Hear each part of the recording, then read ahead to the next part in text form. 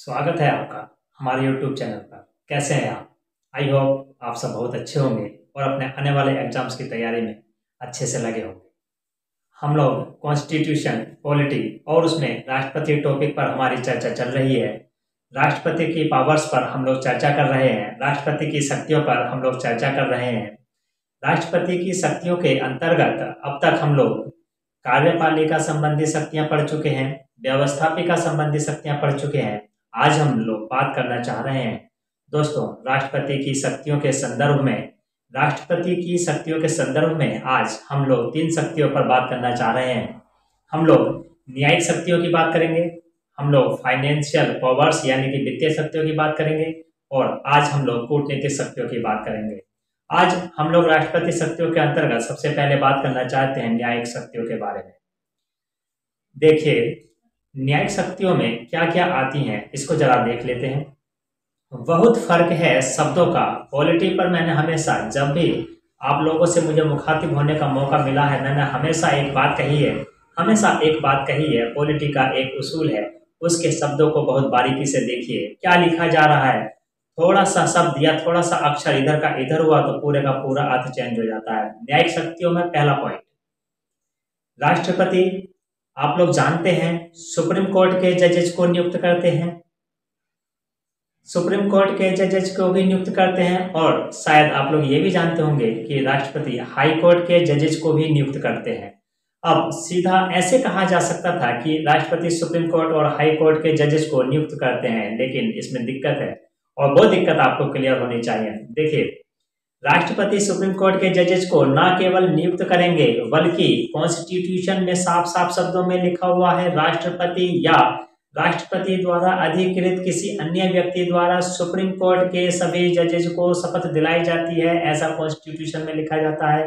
नियुक्त भी राष्ट्रपति करेंगे और कॉन्स्टिट्यूशन में यह भी लिखा हुआ है कि राष्ट्रपति इन्हें शपथ दिलाएंगे। लेकिन आप लोग जानते हैं दोस्तों, राष्ट्रपति सुप्रीम कोर्ट के मुख्य न्यायाधीश को शपथ दिलाते हैं और मुख्य न्यायाधीश अन्य न्यायाधीशों को शपथ दिलाते हैं। आप मुझसे प्रश्न पूछोगे कि कॉन्स्टिट्यूशन में क्या लिखा है। कॉन्स्टिट्यूशन में लिखा हुआ है सुप्रीम कोर्ट के सभी न्यायाधीशों को या तो राष्ट्रपति खुद शपथ दिलाएंगे या राष्ट्रपति द्वारा अधिकृत किसी भी व्यक्ति को, यदि वो ऑथोराइज करते हैं तो वो ऑथोराइज किया हुआ व्यक्ति सुप्रीम कोर्ट के न्यायाधीश को शपथ दिलाएगा। प्रैक्टिकली व्यवहार में राष्ट्रपति सुप्रीम कोर्ट के चीफ जस्टिस को शपथ दिलाते हैं और चीफ जस्टिस अन्य न्यायाधीशों को शपथ दिलाते हैं। एक तो बात है ये। दूसरी बात, आते हैं हम लोग हाई कोर्ट के जजेस के संदर्भ में। राष्ट्रपति हाई कोर्ट के जजेस को नियुक्त करते हैं। अब दोस्तों आप लोग जानते हैं, दूसरा देखिए, हाई कोर्ट के जजेस भारत में आप लोग जानते हैं 24 हाई कोर्ट हैं। 24 हाई कोर्ट के जजेस की नियुक्ति राष्ट्रपति करते हैं। अब आपके दिमाग में एक प्रश्न आ रहा होगा, कि इसमें ऐसा जोर देने की जरूरत क्या है। इसमें जोर देने की जरूरत है, राष्ट्रपति न केवल हाई कोर्ट के जजेस को नियुक्त करते हैं बल्कि हाई कोर्ट के जजेस का ट्रांसफर भी करते हैं, उनका स्थानांतरण भी करते हैं। अब इसमें दिक्कत क्या है? दिक्कत है, सीधा प्रश्न आएगा, इस तरह से विकल्प आ सकता है, राष्ट्रपति सुप्रीम कोर्ट के न्यायाधीशों को नियुक्त करते हैं, राष्ट्रपति सुप्रीम कोर्ट और हाई कोर्ट के न्यायाधीशों को नियुक्त करते हैं तथा उनका तबादला करते हैं। बस यही गलत हो जाएगा। राष्ट्रपति सुप्रीम कोर्ट के जजेस को केवल नियुक्त करते हैं, सुप्रीम कोर्ट के जजेस का कभी कोई ट्रांसफर नहीं होता है। इस बात को आप ध्यान रखना। हाई कोर्ट के जजेस का ट्रांसफर करते हैं राष्ट्रपति, इसका भी ध्यान रखना। और प्रश्न कुछ इस तरह से भी आ सकता है, ऐसा भी आ सकता है, जरा सुनिएगा। हाई कोर्ट के न्यायाधीशों का स्थानांतरण किया जाता है, नंबर 1 सुप्रीम कोर्ट के मुख्य न्यायाधीश द्वारा, नंबर 2 राष्ट्रपति द्वारा, नंबर 3 राष्ट्रपति की सलाह पर मुख्य न्यायाधीश द्वारा, नंबर 4 मुख्य न्यायाधीश की सलाह पर राष्ट्रपति के द्वारा। ऐसे विकल्प आ जाएं दोस्तों तो आपको याद रखना है कि इसका आंसर होगा मुख्य न्यायाधीश की सिफारिश पर, मुख्य न्यायाधीश की सलाह पर राष्ट्रपति के द्वारा हाई कोर्ट के जजेस का ट्रांसफर किया जाता है। और आपको एक बात और भी याद रखना, बहुत ही बारीकी से याद रखना, राष्ट्रपति केवल सुप्रीम कोर्ट के जजेस को शपथ दिलाता है, राष्ट्रपति हाई कोर्ट के जजेस को शपथ नहीं दिलाता है। हाई कोर्ट के न्यायाधीशों को शपथ संबंधित राज्यों का राज्यपाल दिलाएगा। इस बात को आप थोड़ा सा ध्यान रखना। ये बहुत छोटी छोटी बातें हैं, लेकिन छोटी छोटी बातों में बहुत अच्छे सवाल बन जाते हैं, इसको आप ध्यान रखें। राष्ट्रपति की न्यायिक शक्तियों के अंतर्गत हमने सुप्रीम कोर्ट और हाई कोर्ट के जजेस की नियुक्ति के बारे में देखा। दूसरा जरा देखें न्यायिक शक्तियों में। आर्टिकल है 72 अनुच्छेद 72। आप लोग जानते हैं भारत का जो न्यायिक ढांचा है वो मोटे मोटे तौर पर कुछ इस तरह का है। सबसे नीचे होते हैं सेशन कोर्ट, जिसे हम जिला न्यायालय कहते हैं। सेशन कोर्ट ने किसी प्रकार का कोई निर्णय दिया, उस निर्णय के खिलाफ में हम लोग हाई कोर्ट में अपील कर सकते हैं, और हाई कोर्ट के निर्णय से यदि हम लोग संतुष्ट नहीं है तो ऐसी स्थिति में हम उस निर्णय के खिलाफ सुप्रीम कोर्ट में अपील कर सकते हैं। आप देखिए, सुप्रीम कोर्ट ने कोई डिसीजन दिया और अगर आपको ऐसा लगता है कि सुप्रीम कोर्ट ने जो निर्णय दिया उससे आप संतुष्ट नहीं है, आपको ऐसा लगता है ना कि जो सुप्रीम कोर्ट ने निर्णय दिया वो निर्णय उसमें कुछ लैकुना है, उसमें कुछ कमियां रह गई हैं, तो ऐसी स्थिति में आप अनुच्छेद 72 ये कहता है कि राष्ट्रपति के सामने क्षमा याचिका यानी मर्सी पिटिशन दाखिल कर सकते हैं। राष्ट्रपति के सामने आप माफी के लिए याचिका डाल सकते हैं, जिसे हम लोग मर्सी पिटिशन कहते हैं या दया याचिका कहते हैं। ऐसा अनुच्छेद 72 में उल्लेख है। अनुच्छेद 72 के तहत जब भी राष्ट्रपति के पास कोई मर्सी पिटिशन आती है तो राष्ट्रपति क्या कर सकते हैं, पहले तो इसको समझ लीजिए। पहले मैं इस बात को बहुत ढंग से क्लियर करना चाहता हूं, ये राष्ट्रपति का स्वविवेक नहीं है। अनुच्छेद 72 के तहत राष्ट्रपति के समक्ष जो भी मर्सी पिटिशन आएगी, जो भी क्षमा याचिका आएगी, राष्ट्रपति उस पर अपने विवेक से निर्णय नहीं लेंगे। ये बहुत महत्वपूर्ण फैक्ट है, एक तो इसको ध्यान रखना। दूसरा, राष्ट्रपति इस संदर्भ में वही निर्णय लेंगे जैसा उन्हें मंत्रिपरिषद एडवाइस देगी, इस बात को भी आप थोड़ा सा ध्यान रखें। तीसरी बात, राष्ट्रपति के समक्ष अगर कोई मर्सी पिटिशन आई है, राष्ट्रपति के समक्ष यदि कोई दया याचिका आई है, कोई क्षमा याचिका आई है, तो राष्ट्रपति उस पर कितने समय में निर्णय लेगा, ऐसा कॉन्स्टिट्यूशन में कहीं पर भी उल्लिखित नहीं है। राष्ट्रपति के लिए कोई अवधि निर्धारित नहीं है, इस बात को भी आप ध्यान रखिएगा। और चौथी और अंतिम बात जो आपको ध्यान रखनी है वो बात यह है, अब आपके मन में प्रश्न आ सकता है कि क्या राष्ट्रपति सुप्रीम कोर्ट से भी ऊपर हैं? ऐसी बात नहीं है। सुप्रीम कोर्ट में जो बैठने वाले जजेज हैं वो कोई भगवान नहीं है, जो हम लोग भी जानते हैं। ये सब सुप्रीम कोर्ट से भी गलतियां हो सकती हैं। कई बार सुप्रीम कोर्ट ने इस प्रकार के डिसीजन दिए जिसमें कुछ कमियां रही हैं, तो ऐसी स्थिति में राष्ट्रपति के समक्ष अपील करना कोई ऊपर नीचे की बात नहीं है, आप उसे इस तरह से मत लीजिएगा।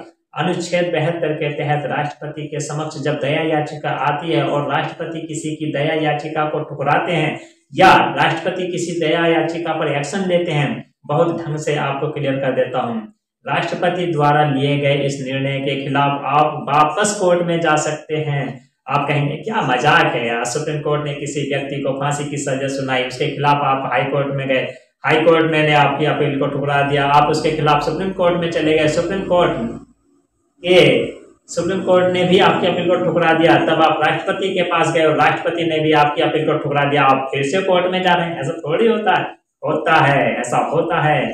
आप फ्रेश पिटीशन डाल सकते हैं, एक नए सिरे से आप याचिका डाल सकते हैं। इसको 2-3 आधार हो सकते हैं। आप ये कह सकते हैं कि राष्ट्रपति ने जिस याचिका पर जो निर्णय लिया है उस याचिका में बहुत ज्यादा समय लगाया, 10 साल से राष्ट्रपति के साथ पास कोई याचिका पड़ी है, कोई 15 साल से पड़ी है। ऐसी स्थिति में अगर किसी व्यक्ति ने अपराध किया है और उसे फांसी की सजा सुना रहे हैं, तो उस व्यक्ति जिसको फांसी की सजा सुनाई गई है या फांसी की सजा मिलने वाली है, उसके भी तो फंडामेंटल राइट्स हैं, उसके भी तो ह्यूमन राइट्स हैं। आप 10 साल तक किसी मामले को खींचोगे, फ्रेश पिटीशन नए सिरे से वो याचिका दायर कर सकता है, कोर्ट में अपील कर सकता है, कोर्ट उसे रिलीफ दे सकता है। और दोस्तों, अगर आप लोगों को याद हो तो राजीव गांधी की, जो देश के पूर्व प्रधानमंत्री राजीव गांधी थे, उनकी हत्या की थी जिन लोगों ने, क्या उन लोगों को फांसी मिल गई? क्या ट्रायल कोर्ट ने उसे फांसी सुनाई, मद्रास हाई कोर्ट ने उन्हें फांसी सुनाई, सुप्रीम कोर्ट ने उन्हें फांसी सुनाई, राष्ट्रपति ने उनकी अपील को ठुकराया, फिर भी उनको फांसी नहीं मिली। क्यों नहीं मिली? क्योंकि मद्रास हाई कोर्ट ने उसके ऊपर रोक लगा दी। क्यों लगा दी? क्योंकि राष्ट्रपति जी ने कुछ ज्यादा ही समय ले लिया। अब आपके मन में प्रश्न आ रहा होगा कि क्या राष्ट्रपति के लिए कोई समय निर्धारित नहीं है? यही तो मैंने कहा, आप ध्यान से सुनिए। जब ध्यान से सुनने को कहा जा रहा है तो बहुत बारीकी से आपको सुनना चाहिए। मैंने कहा कि राष्ट्रपति के लिए कोई भी अवधि निर्धारित नहीं है कि वो उस पर कितने समय में निर्णय लेगा, ये सब बातें जानिए। यही तो कॉन्सेप्ट है, ये कॉन्सेप्ट आपके क्लियर करना चाहते हैं। अब देखिए, आप लोगों को आइडिया है कि अगर जब राजीव गांधी के जिन लोगों ने हत्या की उन लोगों को आज तक फांसी क्यों नहीं मिली?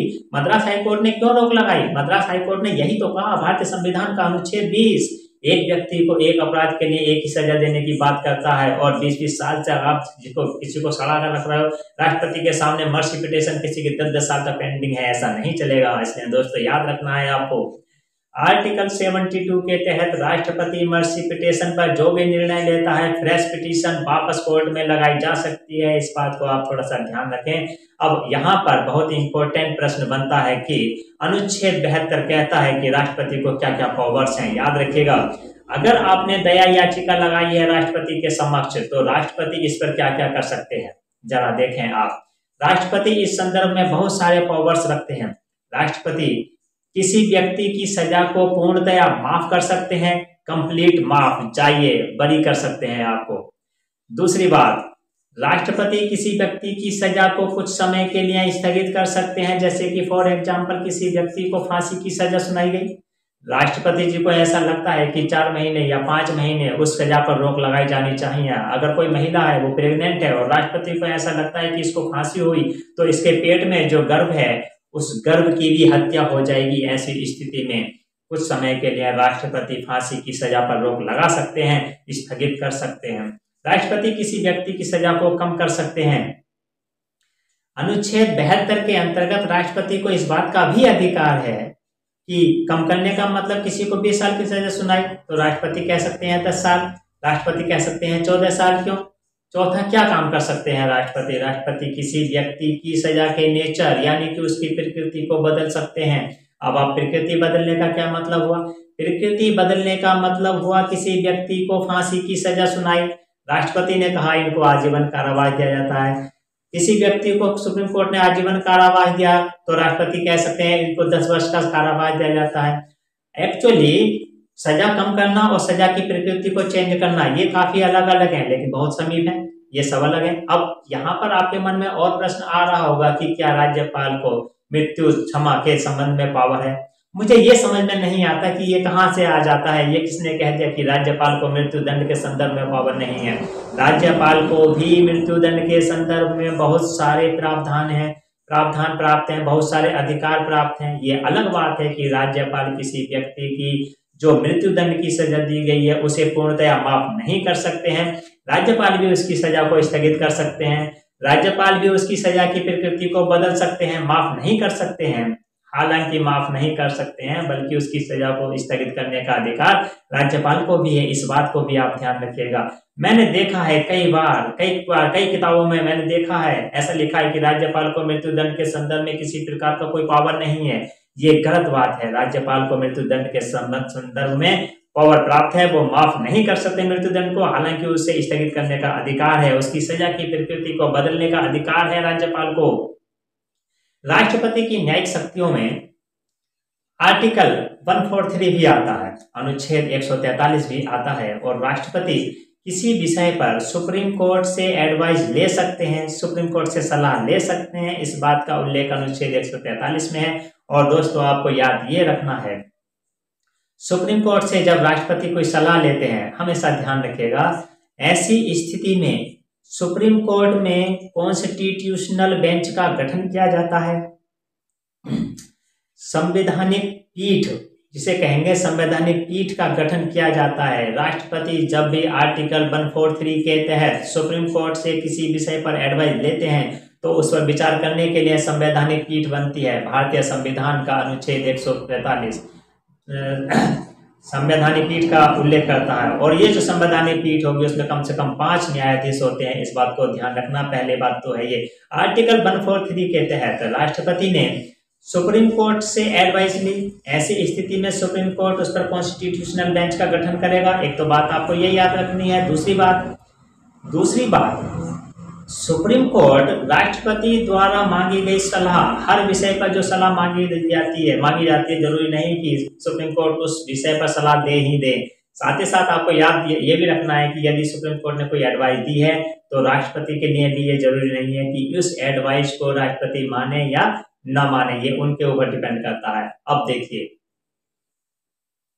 यहां पर एक प्रश्न है और मेरा आप लोगों से प्रश्न है कि राष्ट्रपति किसी विषय पर अनुच्छेद 143 के तहत सुप्रीम कोर्ट से जब एडवाइस लेते हैं, तो मेरा आप लोगों से एक प्रश्न है कि राष्ट्रपति क्या ये स्वविवेक से एडवाइस लेता है क्या? राष्ट्रपति अपने मन से सुप्रीम कोर्ट से एडवाइस लेता है या मंत्रिपरिषद के कहने से लेता है? या मेरा आपसे प्रश्न है। आज मुझे लगता है कि चलिए मैं आपके जवाब का इंतजार ना करूं, मैं इसका जवाब खुद ही दे देता हूं। राष्ट्रपति कई बार अपने विवेक से भी सुप्रीम कोर्ट से एडवाइस ले सकते हैं और कई बार मंत्रिपरिषद के कहने से भी लेते हैं। अब कहेंगे ऐसा थोड़ी होता है। देखिए याद करिएगा, एक बेरूबारी बात क्या था, थोड़ा सा मैं आपको बता देता हूं। 1958 में पंडित नेहरू देश के प्रधानमंत्री और पाकिस्तान के राष्ट्रपति थे। उनके बीच में एक समझौता हुआ और इस समझौते के तहत बेरूबारी जो भारत की एक जगह है, वो बेरूबारी पाकिस्तान को देने का निर्णय किया गया। विपक्ष ने इसकी आलोचना की कि नहीं, आप ऐसा कोई एरिया एग्जीक्यूटिव ऑर्डर से या सरकार समझौता कर लेती है, कोई एरिया आप किसी भी अन्य देश को नहीं दे सकते। तब की सरकार ने, नेहरू जी की सरकार ने डॉक्टर राजेंद्र प्रसाद जो कि देश के राष्ट्रपति थे, उनके माध्यम से सुप्रीम कोर्ट से पूछवाया कि क्या भारत का कोई एरिया किसी अन्य देश को देना है तो इस संदर्भ में कौन सी प्रक्रिया अपनाई जानी चाहिए। ये जो बेरूबारीवाद है, इस मामले में सुप्रीम कोर्ट ने ये कहा अनुच्छेद 168 की प्रक्रिया का पालन करते हुए ही भारत का कोई प्रदेश किसी अन्य देश को दिया जा सकता है। इसका सीधा सा मतलब ये होता है, इससे ये निष्कर्ष निकलता है कि राष्ट्रपति किसी विषय पर यदि सुप्रीम कोर्ट से एडवाइस लेते हैं तो वो मंत्रिपरिषद के कहने से लेते हैं, जैसा कि नेहरू जी की मंत्रिपरिषद ने राष्ट्रपति जी को ये कहा और राष्ट्रपति जी ने सुप्रीम कोर्ट से पूछवाया। याद रखिए दोस्तों, कभी कभी ऐसा भी होता है कि मंत्रिपरिषद ने कोई एडवाइस दी किसी भी विषय पर और राष्ट्रपति को ऐसा लगता है कि उस को मानने से संविधान का कोई उल्लंघन हो सकता है, किसी के इंटरेस्ट, किसी के हित मारे जा सकते हैं, तो राष्ट्रपति बेहिचक बिना मंत्रिपरिषद को पूछे हुए भी अपने स्वयं विवेक से भी सुप्रीम कोर्ट से एडवाइस ले सकते हैं। दोस्तों, आपको इस बात को ध्यान रखना है कि राष्ट्रपति संविधान की रक्षा की शपथ लेते हैं। भले ही राष्ट्रपति नामात्र का प्रमुख है, तब भी राष्ट्रपति का ये दायित्व बनता है कि वो संविधान की रक्षा करें। मंत्रिपरिषद ने एडवाइस दी, राष्ट्रपति उसको मानने से पहले सुप्रीम कोर्ट से अपने विवेक से भी एडवाइस ले सकते हैं। इसको भी आप थोड़ा सा ध्यान रखें। अब देखिए, राष्ट्रपति की न्यायिक शक्तियों के बाद में आज हम लोग चर्चा करेंगे राष्ट्रपति की फाइनेंशियल पावर यानी कि वित्तीय शक्तियों के बारे में। तो देखिए, वित्तीय शक्तियों में क्या क्या है, जरा इसको देख लेते हैं और बहुत ढंग से आप कॉन्सेप्ट अपना क्लियर कर लीजिए ना। संविधान का सर्वोच्च रक्षक राष्ट्रपति होता है। अब देखिए, वित्तीय शक्तियां, पहली बात मनी बिल, धन विधेयक। अब जैसे ही मैं धन विधेयक बोलूंगा या मनी बिल बोलूंगा तो आपकी एक प्रश्नों की सीरीज स्टार्ट हो जाएगी। ये धन विधेयक क्या होता है? धन विधेयक मैं समझाने की कोशिश कर रहा हूं, जरा सुनिए। धन विधेयक 3-4 जगह है। देखिए, कोई भी विधेयक जो धन विधेयक है वो हमेशा राष्ट्रपति की स्वीकृति के पश्चात ही लोकसभा में रखा जाता है। पहली बात तो ये आपको याद रखनी है। मनी बिल यानी कि धन विधेयक राष्ट्रपति की स्वीकृति के बाद लोकसभा में रखा जाएगा। धन विधेयक होता क्या है ये भी मैं थोड़ा सा क्लियर कर देता हूं। हालांकि वो जगह नहीं है जहां आज के आज हमें ये धन विधेयक पढ़ना चाहिए। कोई कर लगाना है, कोई कर जो लगा हुआ है उसको समाप्त करना है, या कर की दर में वृद्धि करनी है, या कर की दर में कमी करनी है, अथवा उधार लेना है या उधार देना है, या भारत की संचित निधि पर कोई भारित व्यय घोषित करना है। तो इससे संबंधित जो बिल होता है वो मनी बिल कहलाता है। मैंने थोड़ा तेज बताया, जानबूझकर बताया, क्योंकि मनी बिल को हम लोग डिटेल में थोड़ा आगे पढ़ेंगे। ये जो धन विधेयक है ये राष्ट्रपति की स्वीकृति के बाद लोकसभा में रखा जाता है, लोकसभा में रखा जाएगा। और लोकसभा 1 महीना, 10 दिन, 20 दिन, जितना टाइम लेना होता है, जितना टाइम उसे लेना होता है, लोकसभा उस बिल को पारित करेगी। बिल जाएगा राज्यसभा में।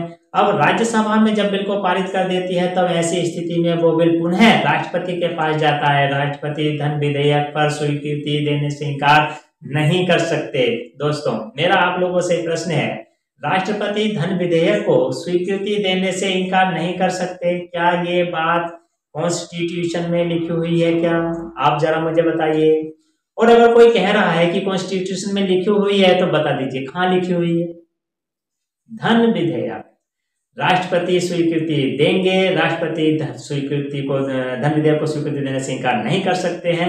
और ये बात कॉन्स्टिट्यूशन में लिखी हुई है, भारत के संविधान के अनुच्छेद 111 में लिखी हुई है। क्या लिखा हुआ है 111 में, मैं आपको बता देता हूं। जब भी कोई बिल संसद के दोनों हाउस से पारित होकर राष्ट्रपति जी के पास जाता है तो अनुच्छेद 111 उसकी प्रक्रिया बताता है कि राष्ट्रपति उसके ऊपर क्या करेगा, उस पर क्या करेगा। साफ लिखा हुआ अनुच्छेद 111 में, राष्ट्रपति किसी भी विधेयक को, कोष्टक में लिखा है, धन विधेयक को छोड़कर पुनर्विचार के लिए भेज सकते हैं। अनुच्छेद 111 की ये जो लैंग्वेज है वो ये सिद्ध करती है कि धन विधेयक को राष्ट्रपति कभी भी पुनर्विचार के लिए नहीं भेज सकते। ये बात 111 में लिखी हुई है और ये आज की खोज है, इसको आप थोड़ा सा ध्यान रखिएगा।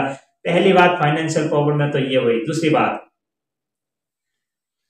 हमारे देश में जो फंड है, जो पैसा है, जो धन है, वो एक निधि में एकत्रित होता है। ये जो निधि है, ये जो फंड है, वो यूं तो मोटे तौर पर हम इसके दो प्रकार बताते हैं। एक बताते हैं संचित निधि और एक आकस्मिक निधि। संचित निधि को हम लोग अंग्रेजी में कंसोलिडेट फंड कहते हैं और एक होती है आकस्मिक निधि जिसे अंग्रेजी में हम लोग कंटीजेंसी फंड कहते हैं। लेकिन आपको याद रखिएगा, आप लोग याद रखिएगा, ये निधि मैंने कहा मोटे तौर पर दो प्रकार की होती है। वैसे निधि टोटल 3 प्रकार की होती है। एक पब्लिक फंड भी होता है, एक लोक निधि भी होती है। लेकिन फिलहाल ना हमको लोक निधि पर बात करनी है, ना हमको कंसोलिडेट फंड यानी संचित निधि पर बात करनी है, हमको बात करनी है आकस्मिक निधि पर। आर्टिकल 267 याद रखिएगा, आर्टिकल 267 के तहत आकस्मिक निधि पर राष्ट्रपति का अधिकार होता है। बहुत बढ़िया। 267 पर 267 यानी 267 आकस्मिक निधि का उल्लेख है और आकस्मिक निधि से सिंगल पैसा यानी एक पैसा भी यदि खर्च करना है तो उसकी स्वीकृति राष्ट्रपति देंगे। थोड़ा सा मैं आपको बता देता हूं, जितना भी पैसा है वो सारा पैसा संचित निधि में एकत्रित हो जाता है और संचित निधि में जो पैसा इकट्ठा है वो जनता का पैसा है। इस वजह से संचित निधि से अगर आपको सिंगल रुपया, 1 रुपया भी, 1 पैसा भी आपको खर्च करना है तो ऐसी स्थिति में आपको पार्लियामेंट यानी संसद से अनुमति लेनी होती है। और आप लोग इस बात को अच्छे से जानते हैं कि संसद की बैठक 365 दिन नहीं होती है। आज के दिन समझ लीजिए 16 दिसंबर को मोदी जी की सरकार को या मोदी जी को पैसों की जरूरत पड़ गई तो ऐसी स्थिति में पे पैसा कहां से लाएंगे? वो तो पैसा सब संचित निधि में है और संसद का भी अधिवेशन नहीं चल रहा है। मोदी जी पैसा कहां से लाएंगे? मोदी जी को आकस्मिक जरूरत पड़ गई तो भारतीय संविधान का आर्टिकल 267 ये कहता है कि राष्ट्रपति के पास एक कंटीजेंसी फंड होगा। राष्ट्रपति की स्वीकृति से ही इस निधि से पैसा खर्च किया जा सकता है। ये होती है राष्ट्रपति की दूसरी फाइनेंशियल पावर। आप लोग इस बात को अच्छी तरह से जानते हैं कि भारत में संघात्मक शासन व्यवस्था है और संघात्मक शासन व्यवस्था के अंतर्गत हमारे यहाँ पर केंद्र सरकार है, राज्य सरकार है। केंद्र सरकार और राज्य सरकार, ये जो सरकार है, ये दोनों सरकारों के बीच में इस बात को लेकर झगड़ा हो जाता है कि पैसा किस सरकार को कितना मिलना चाहिए। सारा पैसा एक निधि में जैसे मान लीजिए यहाँ पर इकट्ठा हो गया, अब यहाँ से राज्य सरकार को कितना मिलेगा, केंद्र सरकार को कितना पैसा मिलेगा, इस बात को लेकर झगड़ा हो सकता है। और हमारे संविधान निर्माताओं ने कितना खूबसूरत प्रावधान किया, अनुच्छेद 280 के तहत एक फाइनेंस कमीशन बनाया, एक वित्त आयोग बनाया। अनुच्छेद 280 ये कहता है राष्ट्रपति प्रत्येक 5 वर्ष के बाद में एक वित्त आयोग का गठन करेंगे। ये वित्त आयोग ये बतलाता है, ये वित्त आयोग इस बात की सिफारिश करता है। अनुच्छेद 280 ये कहता है कि राष्ट्रपति प्रत्येक 5 साल में एक वित्त आयोग का गठन करेंगे। इस फाइनेंस कमीशन में एक अध्यक्ष और 4 सदस्य होते हैं, राष्ट्रपति उनकी नियुक्ति करते हैं और यह फाइनेंस कमीशन बताता है कि केंद्र और राज्यों के बीच वित्त का बंटवारा किस तरह से किया जाएगा। ये जो सिफारिश करता है, इन सिफारिशों को, वित्त आयोग की सिफारिशों को राष्ट्रपति संसद में रखवाते हैं। ये राष्ट्रपति की वित्तीय शक्तियों के अंतर्गत आता है। तो 3 बातें हम लोगों ने फाइनेंशियल पावर के बारे में की। इन 3 बातों को आप थोड़ा सा ध्यान रखिएगा। अब हम लोग राष्ट्रपति की डिप्लोमेटिक पावर यानी कि कूटनीतिक शक्तियां, डिप्लोमेटिक पावर्स की बात की जाए तो संविधान में ऐसा कोई विशेष प्रावधान नहीं है, लेकिन भारतीय संविधान का एक अनुच्छेद है आर्टिकल 53, अनुच्छेद 53 ये कहता है कि राष्ट्रपति तीनों सेनाओं का सुप्रीम कमांडर होता है। राष्ट्रपति तीनों सेनाओं का सर्वोच्च कमांडर होता है। इस बात का उल्लेख अनुच्छेद 53 में है और शायद आप लोग जानते होंगे। मैं हमेशा कहता हूं कि आपको पुराने पेपर्स देखने चाहिए, और अगर पुराने पेपर्स आपने पढ़े हैं तो शायद मेरे हिसाब से सब इंस्पेक्टर 2007 में एक प्रश्न आया था कि तीनों सेनाओं का सुप्रीम कमांडर कौन होता है? राष्ट्रपति होता है। मेरे हिसाब से ये प्रश्न कभी पूछा नहीं गया। ये लिखा हुआ कहाँ है? ये अनुच्छेद 53 में लिखा हुआ है, राष्ट्रपति तीनों सेनाओं का सर्वोच्च कमांडर होता है। अब आप पूछ सकते हो कि इससे क्या बतलाना चाहते हो? मैं इससे ये बतलाना चाहता हूं कि अगर भारत की ओर से युद्ध की घोषणा करनी है तो राष्ट्रपति करेंगे। भारत की सेना 1 इंच भी मूव नहीं करती है राष्ट्रपति की अनुमति के बिना, बिकॉज राष्ट्रपति तीनों सेनाओं का सुप्रीम कमांडर होता है। ये कूटनीतिक शक्तियों के अंतर्गत पहला पॉइंट है। भारत के ओर से अगर युद्ध की घोषणा करनी है तो वो युद्ध की घोषणा राष्ट्रपति करेंगे। इस बात को आप ध्यान रखना, नंबर 1। नंबर 2, भारत के या दुनिया में जितनी भी कंट्रीज हैं उनमें भारत की ओर से राजदूतों और उच्चायुक्तों यानी अम्बेसडर्स एंड हाई कमिश्नर्स की नियुक्ति की जाती है। सारे अम्बेसडर की नियुक्तियां राष्ट्रपति करते हैं। और अब मुझे मालूम है कि आप प्रश्न पूछेंगे, उससे पहले मैं जवाब दे देता हूं। इससे पहले मैं जवाब देने की कोशिश करता हूं कि आप कहेंगे कि जो राजदूत और हाई कमिश्नर हैं इनकी फर्क क्या है। तो ऐसे देश जो इंग्लैंड के गुलाम रह चुके हैं उनका एक संगठन है जिसे हम राष्ट्रमंडल कहते हैं। लगभग 53-54 देश उसके मेंबर हैं, और राष्ट्रमंडल के देशों में यदि भारत की ओर से अम्बेसडर नियुक्त किया जाता है, राजदूत नियुक्त किया जाता है, तो उसे हम लोग हाई कमिश्नर कहते हैं। राष्ट्रमंडल के अलावा अन्य देशों में जो हमारे अम्बेसडर नियुक्त होते हैं उन्हें हम राजदूत या अम्बेसडर ही कहते हैं। तो राष्ट्रपति अम्बेसडर्स को नियुक्त करते हैं, राष्ट्रपति हाई कमिश्नर को नियुक्त करते हैं।